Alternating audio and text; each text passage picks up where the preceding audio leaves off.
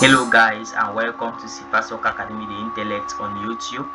In this channel, we are out to help the advanced level science students to attain their academic excellence and their academic goals by providing them with the correct and the time-saving approach to all GCE questions as proposed by the GCE board.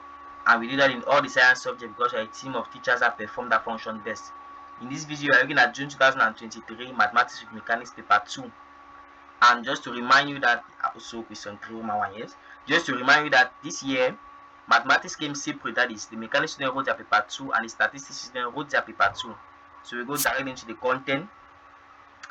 Roman 1 says, given that z1 is equals to 1 plus root 3i and z2 is equals to negative 1 minus i, express z1 and z2 in the form r into cos theta plus I sin theta, where r is an element of real number and negative pi, where and theta lies in between negative pi and pi. B, evaluate the magnitude of z1 over z2 all to the power 3 and the argument of z1 over z2 to the power 3. Okay, let's go to the A part of the question. Now, just to remind you that this is what we call the polar form of complex numbers, and here we have the Cartesian form of complex number. In complex number, we have three forms: the Cartesian form, the polar form, and we have the exponential form not represented here. Maybe in another question or another video we'll see the exponential form of complex numbers. So to find the polar form, we first of all find the magnitude which is still the modulus, which is r, and to find the magnitude, r is simply equals to the magnitude of z1 and is equals to the square root of 1 plus 3, which is equals to 2. Now it is the square root, the magnitude is the square root of the real part squared plus the imaginary part squared. You know that the square root of 3, the square of the square root of 3 is 3. So we have 1 plus 3, which is 4, and the square root of 4 is 2. So we find now the argument or theta. Now to find the argument, it is convenient for us to represent it on the Argand diagram as you see here. When you represent on the Argand diagram, you have a clearer view of what you are all about to do. So we see that here we have the argument of z. Simply the argument is where we have that the angle leaves from the origin to where the argument lies, or where the magnitude lies. So it is direct. This one is direct. The argument here will be equals to the tan inverse of the imaginary part, which is the opposite on the adjacent, which is the tan inverse of 3 over 2, and it's simply equals to pi over 3. You can tap on your calculator. Pi over 3 is the same as 60, and we see that here we are in the range, so it means that our z1 in polar form will be 2 into cos pi over 3 plus I sin pi over 3. Now you can always verify your work. You can go your rough paper and then you punch this on your calculator.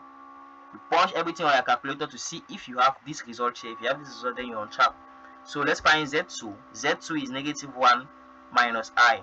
It follows the same procedure as z1. First of all, find the magnitude. R is equals to the magnitude of z2, which is equals to the same procedure, 1 plus 1. We know that negative 1 all squared is 1. So we have 1 plus 1, which is the square root of 2. Now to find the argument, we represent it on the Argand diagram. Like I said, it is not compulsory, but it is necessary. To represent on the Argand diagram, when we represent our Argand diagram here, we see that we have a clearer view. The argument leads from the origin to where the magnitude lies. But since we cannot calculate the argument here directly, it is a bit complex, we'll use trigonometry. The first thing that we do is that we calculate this angle alpha here. The angle alpha. Now I'm putting this distance here because some students are very, very funny. They will say that the opposite here is negative 1 and the adjacent is negative 1. It is not negative 1, it is 1. It is not negative 1, it is 1. When you see here, even if it is negative 2, it is not negative 2, but it is 2. The whole distance is 2, not negative 2. But you represent it on the negative side because it is negative initially on the question. So alpha, tan alpha is opposite over adjacent. Following the Soccer, we have tan alpha is equal to 1 over 1, which implies that alpha is equal to the tan inverse of 1, which is equal to pi over 4. You can punch your calculator. Pi over 4 in degrees Celsius is 45 degrees. Sorry, in degrees, not degrees Celsius.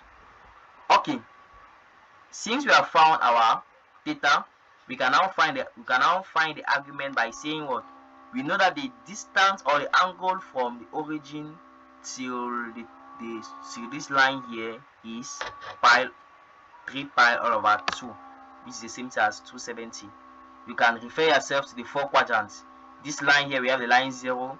This line, we have a line pi over 2. This line, you add pi over 2 to pi over 2, you have pi. This line, you add pi to pi over 2, you will have 3 pi over 2. So we are referring to that. Okay, we see that the argument, that is a whole, from our argon diagram, the argument of Z2 plus alpha is equals to 3 pi over 2. So we calculate the argument of Z2. The argument of Z2, which implies that argument of Z2 is 3 pi over 2 minus alpha. We have calculated alpha already to be pi over 4. Okay, so the argument of Z2 will simply be 3 pi over 2 minus pi over 4, which is equals to 5 pi over 4. Now we see that we are not in the range. 5 pi over 4 is 225 degrees, and 225 degrees is greater than the range. The range here is from negative 180 to 180 in degrees, but the question that represents the radians, so it's preferable for you to represent the radians like this. So for us to be in the range, we need to turn the angle, and to turn the angle, we are not doing magic.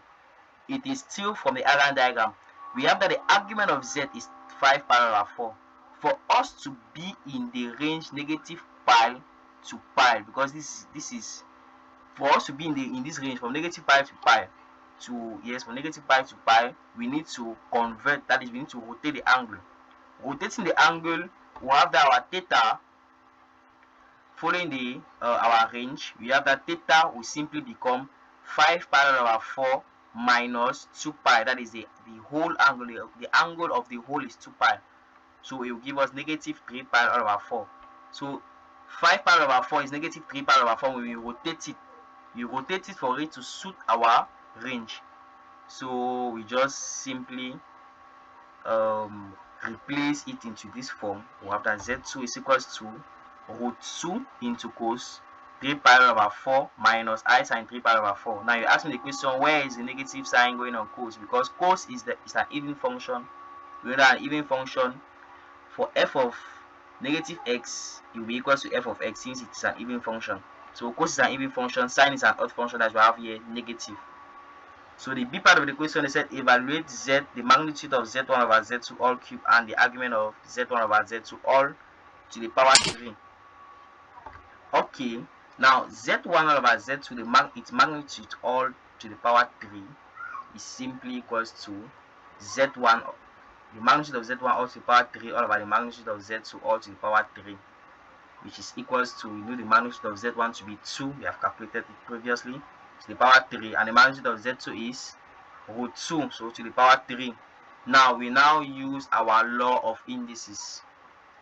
We are going to have that here we have 2 to the power 3, and under we have 2 to the power 3 all over 2, because you know that, you recall the indices that a to the power half is the same thing as root a, so we just simply replace it here. We have 3 all over 2. Okay, now we use the division law. We have the same basis, so we can subtract the powers. We have 2 to the power 3 minus 3 all over 2, which is simply giving us the same 3 all over 2.